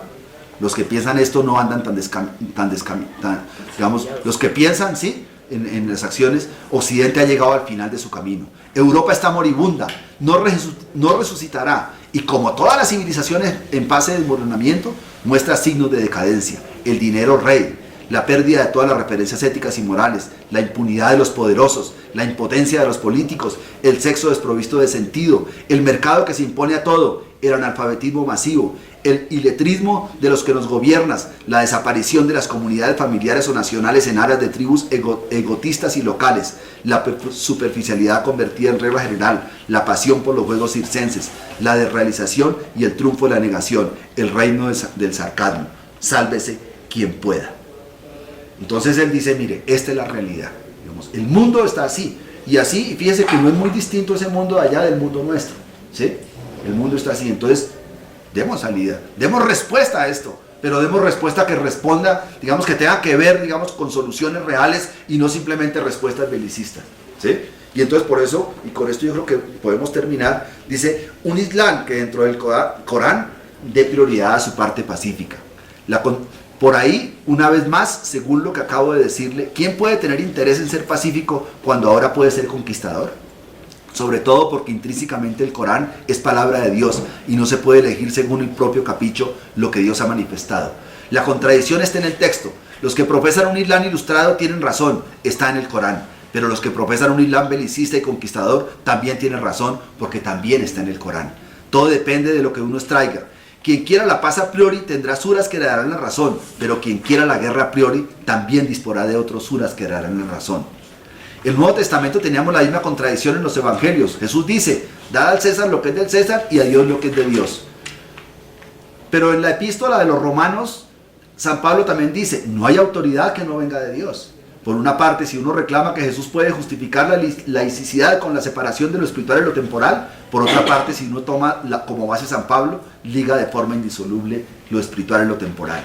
Durante más de 1000 años, lejos del Jesús de paz, de tolerancia y de amor, la Iglesia, el Vaticano, las cruzadas, la Inquisición y los genocidios amerindios, todos se basaron en el Jesús furibundo, en el templo y en esa terrible frase de San Pablo. ¿Sí? Me parece que en el Corán no hay ningún sura que disocie los dos regímenes, el espiritual por un lado y el temporal por otro. Así, al mismo tiempo, en una espiritualidad íntima y personal, una religión privada, el Islam es una política como religión de Estado, es intrínsecamente teocrática. La democracia no forma parte del islamismo. Pero, ¿quién no estaría de acuerdo en que la democracia convertida en lo que es hoy no resulta nada deseable y puede ser criticada o incluso reprobada? ¿Sí? El problema no es el velo, ni ayer ni hoy.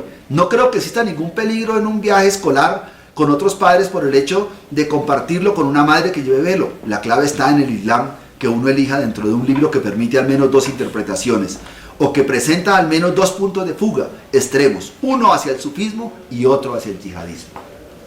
Entonces el sufismo pues es la lectura pacifista y el yihadismo pues es la lectura hacia la guerra. ¿Sí? Y ese yihadismo pues en su máxima expresión lleva pues los mártires. ¿Sí?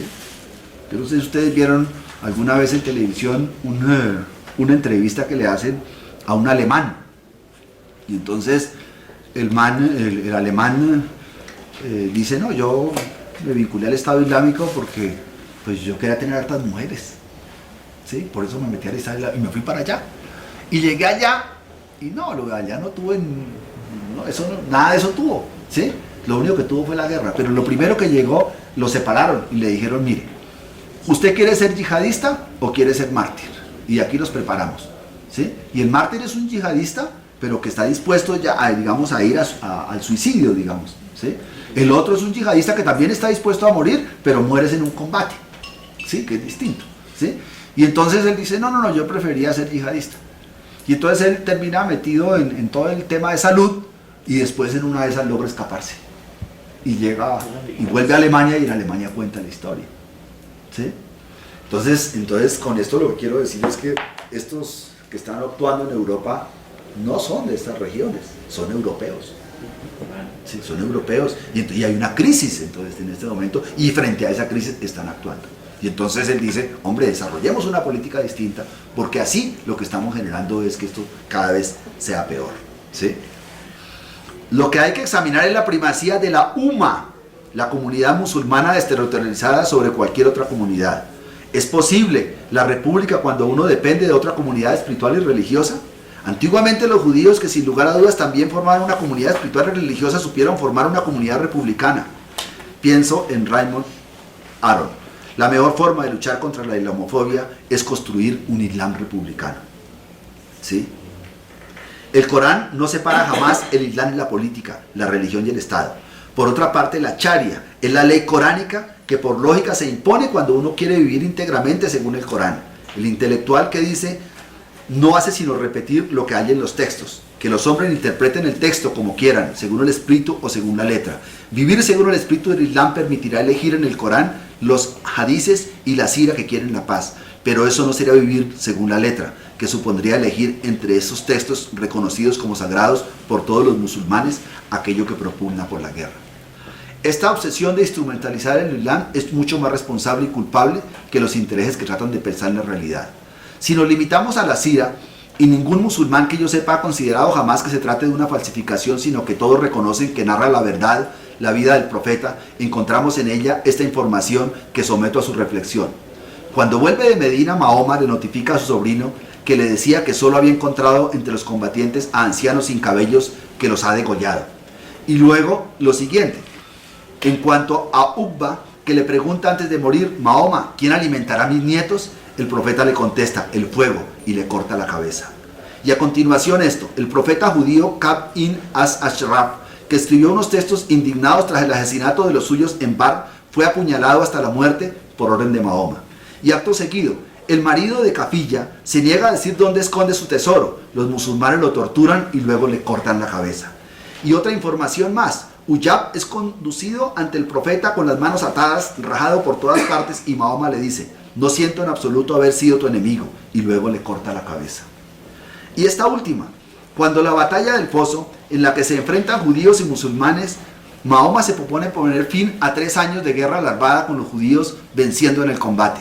Declara que todos los hombres de la tribu de los Qurayza serán decapitados y sus mujeres junto con sus hijos. Casi 1 millar de judíos son atados y degollados uno tras otro al borde de una fosa común. El cataclismo cayó sobre ellos y a la mañana siguiente yacían en sus moradas. O bien lo que dice este texto es falso y entonces hay que denunciar de inmediato esa falsificación y demostrar primero que se trata efectivamente de una falsificación. O bien lo que dice es cierto y entonces hay que asumir esas informaciones. No es casual que el hadiz de Bukhari reproduzca estas palabras de Mahoma. Sabed que el paraíso está a la sombra de las espadas. Entonces, yo creo que me parece que lo que nos muestra, por ejemplo aquí, mire, sobre la misoginia. Las mujeres tienen unos derechos equivalentes a sus obligaciones y de conforme a la costumbre. Sin embargo, los hombres tienen preeminencia sobre ellas. Dios es poderoso y justo. Los hombres tienen autoridad sobre las mujeres en virtud de la preferencia que Dios les ha concedido sobre ellas. ¿Sí? A aquellas que temáis que se rebelen, exhortadlas y dejadlas solas en sus lechos o pegadles. Di a las creyentes que bajen la mirada, que sean castas, que no muestren sino el exterior de sus galas, que lleven el velo bajado sobre el pecho, que no muestren sus galas sino a sus esposos. ¿Sí?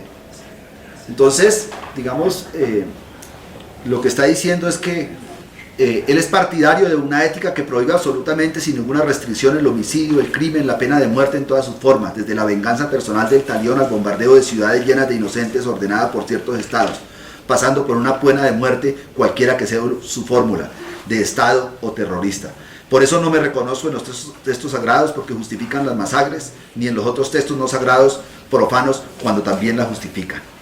Entonces, yo lo que quiero, digamos, la reflexión que me parece que hay que dejar en todo el auditorio es que, primero, nosotros no tenemos que propugnar la guerra, tenemos que propugnar por la paz, por la convivencia. Y que esa debe ser una tarea, yo creo que de todos nosotros, y en este país y en el mundo entero. Y yo lo digo porque desde que fundamos esta organización, nosotros siempre agitamos la consigna de paz con justicia social. Eso no es ahora que está en el proceso de paz, nosotros desde el año 2000 estamos defendiendo eso, y desde antes también, yo diría, ¿sí? Entonces, ese es un punto muy importante, y es comprometernos, digamos, con la defensa de la paz, contra no a la guerra, contra no a la violencia. Segundo, comprometernos, por eso nosotros hemos planteado que nuestra organización es una organización solidaria, comprometernos con la solidaridad y con la convivencia humana. Y eso tiene que ver con nuestra solidaridad y nuestra convivencia también como ciudadanos en este país, ¿sí? Porque es, digamos, desde lo local hasta lo mundial, y es como entendernos en ese contexto y entender siempre que estamos en un mundo que cada vez es más interdependiente.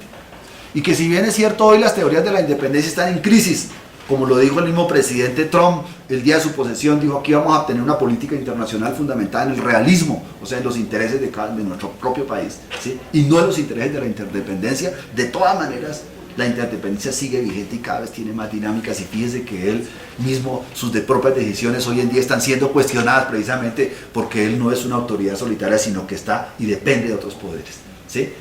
Entonces, es el punto segundo de la solidaridad. Y el tercer punto que yo quiero que un poco entendamos es que... En este punto de la solidaridad yo quería como incluir de la tecnología. Ahora con esos teléfonos, ya usted, independientemente que esté en Estados Unidos, en Colombia, usted se puede comunicar con una persona en el mundo. Entonces se está generando como ese pensamiento de que pues sí estamos afectados de una u otra manera con lo que suceda en otra parte del mundo, por más que estemos ubicados en Colombia o allá en África o en Francia. Sí, de una u otra forma, sí recibimos una incidencia de lo que está pasando en Venezuela o de lo que esté pasando en Francia. Entonces, sí, estamos todos conectados. Sí, ese es, digamos, el mundo de hoy es un mundo cada vez más pequeño, ¿sí? Y esa realidad precisamente por eso nos convoca, por eso ustedes, los mismos noticieros, ven que siempre tienen una sección internacional, que antes, hace 20 años eso no existía con esa claridad. Hoy en día todos los noticieros, hay zonas internacionales donde uno está mirando lo que está pasando, entonces tenemos que entender eso. Yo creo que lo cuarto es entender que las noticias que nos expresan los medios hay que verlas siempre con reserva de inventario, y que tenemos que tratar siempre de buscar otras fuentes distintas a esas noticias, digamos, de los medios tradicionales. Afortunadamente hoy en día existen redes sociales donde de una u otra manera ahí siempre están apareciendo nuevas formas de expresión. Y por último, entender que indudablemente sobre la base de los bombardeos, sobre la base del proceso, digamos, de la guerra, no podremos construir, digamos, un mundo distinto, ¿sí? Simplemente podemos desarrollar el mundo actual y hacerlo cada vez más duro y más violento, y entonces podemos pensar como esas películas, la película que pasamos qué día aquí en el Cineclub, la de Mad Max, ¿sí? Y Mad Max es la expresión del futuro. ¿Y el futuro qué es? Unos que pueden, bueno, ya me salgo de la película, y es que pero lo hemos visto en otras, y es donde están los ricos viviendo en lo alto, en no sé qué, y abajo está la guerra más terrible y la miseria más terrible. Ojo con esas cosas, porque, digamos, con el aumento, digamos, de la riqueza, de la concentración de la riqueza y las desigualdades, precisamente estamos llevándonos a un mundo en que va a ser así, o que no sé si será así o cómo será, pero depende de la acción nuestra. Porque nada está determinado, o sea, el determinismo no existe. Lo que existe es la posibilidad nuestra como seres humanos, y en este caso como colombianos, de poder transformarlo, y nuestra acción tiene que ser transformadora. Y entender que esa acción transformadora siempre sea sobre la base de la convivencia, sobre la base de la paz, sobre la base de la no violencia, ¿sí? Y aquí, como existe una posibilidad, digamos, como lo plantea Onfray, de que exista una relación con el mundo musulmán distinta a la relación yihadista, y puede haber una relación sufista, o sea, una relación pacifista, eso hay que propugnarlo. Y eso no solo en el mundo musulmán, sino también en el mundo católico y en nuestra cotidianidad, ¿sí? Creo que esas como que son las enseñanzas que nos deja, digamos, esta discusión, y nos pone, digamos, a reflexionar sobre el tema, ¿sí? Más que tomar posiciones, ¿sí? Lo que nosotros debemos buscar es comprender los fenómenos, y sobre esa base yo creo que tenemos que actuar, ¿sí? Y más nosotros que somos sindicalistas, porque el sindicalismo, ¿qué es? Pues una organización para la acción. ¿Y la acción qué es? Pues la acción transformadora. ¿sí? Eso es como, me parece que sería como las conclusiones. No sé, de todas maneras yo quiero dar la palabra para que todo el mundo exprese, digamos, lo que considera. Yo simplemente lo que quería traer, pues es la lectura de Onfray, ¿sí? Y un poco como crear la inquietud, más que dar respuestas totales en este momento. Yo creo que es crear la inquietud para que pensemos el mundo internacional de otra manera, las relaciones mundiales de otra manera. Y bueno, y sobre todo ahora, pues que ha habido un cambio, digamos, que en la geopolítica cada vez tiene una dinámica distinta con el triunfo del señor Trump en Estados Unidos y que está generando otros procesos, porque pronto vamos a saber que en Francia probablemente va a ganar la derecha, no sabemos si la extrema derecha o la derecha, y esto el mundo pues tiene esa dinámica, ¿sí? No sabemos qué pasa en nuestras elecciones, ¿sí? En Colombia, si podamos avanzar o vamos a retroceder o qué, nada de eso se sabe, pero nosotros como trabajadores, ¿sí? Como trabajadores que no solo estamos, digamos, en este sindicato, sino que pertenecemos a una federación nacional, que pertenecemos a una confederación nacional, que estamos unidos a una internacional, que es la Internacional de Servicios Públicos, y que estamos actuando en los 3 niveles, ¿sí? Porque nunca hemos dejado de actuar ni en la DIAN, ni en lo nacional con la UTRADE y con la CGT, ni en lo internacional con la Internacional de Servicios Públicos, y por eso estamos en la campaña porque las multinacionales paguen lo justo. Creo que nosotros tenemos que tener ese espectro y esa dimensión de lo local a lo mundial y de lo mundial a lo local. Eso, digamos, para entender que esa es nuestra especificidad como organización sindical, y que en esa medida, pues simplemente nosotros lo que buscamos es crear inquietudes, crear pensamiento, crear razonamiento, y sobre esa base poder construir una sociedad distinta. Vamos a ver si podemos traer la película. Yo quería presentarla hoy, pero no alcancé a esto, pero vamos a ver si la podemos traer para hacer una reunión simplemente sobre eso, y después hacemos un cineforo donde podamos pensar el tema de esa manera, ¿sí? Pero yo también quiero abrir la palabra, hay unos compañeros que han intervenido, pero me gustaría que otros, digamos, expresaran lo que piensan. Esto es un espacio, digamos, de libertad donde cada cual pueda expresar lo que quiera. Nadie quiere decir nada. ¿Sí? Entonces, pues con respecto a lo que estamos viviendo en el mundo actual, pienso que estamos viviendo una confrontación de diferentes ideas, diferentes formas de ver la vida, entre una cultura islam que trae su forma de ver la vida y de vivirla a otras partes del mundo, Francia, España, Inglaterra, Estados Unidos, incluso acá Colombia, con la mezquita que uno encuentra ahí en la 30, cerca a la 80, se da uno cuenta que cuando encuentra uno de esos pensamientos tan radicales, donde la mujer prácticamente se tapa completamente, desde la cabeza hasta los pies, y nosotros tenemos otro pensamiento diferente, empezamos a ver cuán importante es la tolerancia a otra forma de ver la vida.